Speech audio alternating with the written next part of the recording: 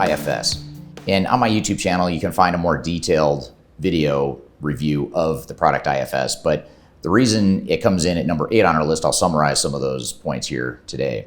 First of all, it has a lot of the general capabilities that you need to run your food and beverage organization. So as you think about MRP and recipes and food safety and regulatory issues, things like that, lot traceability, all that stuff, that's stuff that IFS can handle within their core capabilities. It's also an international product. So if you're a multinational organization and you're considering some of these second-tier ERP systems in our list, IFS is good in that it has a pretty broad international reach outside of the Americas and Europe and other parts of the world. So that's something to keep in mind as well. And compared to other systems in the marketplace, it actually has a fairly clean and intuitive user interface. So it's one of the stronger systems in our ranking for this top 10 list in terms of user interface. And then finally, if you're an organization that has additional needs outside of just core food and beverage manufacturing, things like asset management, or if you happen to have some sort of field service component of your business, those are 2 areas as examples that IFS is very strong in. So if you're a diversified company and you have needs outside of food and bev manufacturing, think about IFS as a potential option that might be able to fill some of those additional needs as well. Now, the downside of IFS is that it can be overkill and too much technology for a smaller organization. So if you're a food and bev manufacturer that's under, say, 100 million in revenue or so, it may be overkill, and one of the other systems in our top 10 list, like a Batchmaster or some of the other systems we'll get to, might be a better fit for you. The reporting capabilities of IFS are a bit slow and a bit limited compared to other systems in the marketplace. It's improving every day, but that's still a weakness compared to other systems. And then finally, the customer support of IFS as a vendor isn't as strong as some of the other vendors in the marketplace.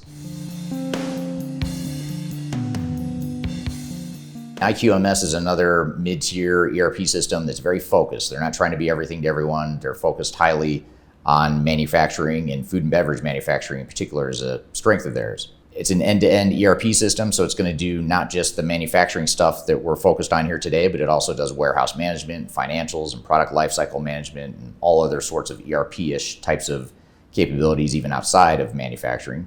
It also has integrated MES, or manufacturing execution system capabilities, so things that are happening on your shop floor are tied and integrated well into the core IQMS solution. And it also supports multiple languages and currencies too. So if you're an international organization, IQMS can be a really good fit. And that's something that's really important to think about. If you're a bigger multinational organization, you want to look at some of those international needs, and IQMS is one that can fill those needs. Now, the downside risks of IQMS include a few things. One is that the cloud capabilities of IQMS are a bit limited when compared to other systems in the marketplace. They're more mature in their cloud capabilities. So many clients we see are still heavily dependent on the on-premise solution that IQMS provides. It doesn't have some of the email integration that some of the other vendors have in terms of tracking emails related to different functions and workflows within your ERP system. And there's also occasional bugs. So we hear from clients that there's bugs in the system that are still being worked out. We just see that at a higher rate than we do with some of the other systems in the marketplace.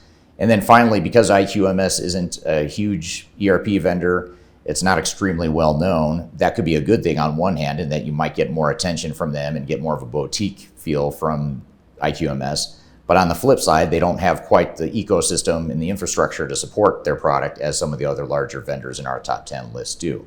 So you want to make sure that if you're considering IQMS, you mitigate that risk by looking and making sure that you've identified a very strong implementation partner on the technical side to make sure that the implementation is successful.